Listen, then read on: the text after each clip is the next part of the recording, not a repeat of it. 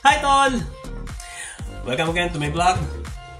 And salamat ulit sa Diyos at narito na naman tayo.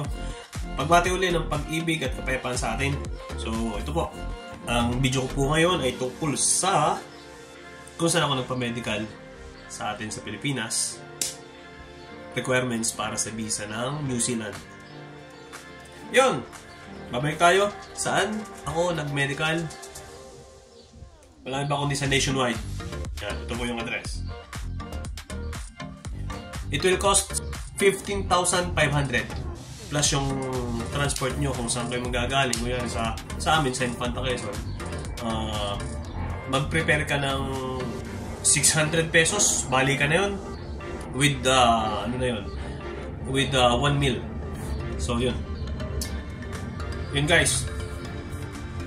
Natili po ako kapayapaan at pag-ibig sa atin. See you next vlog.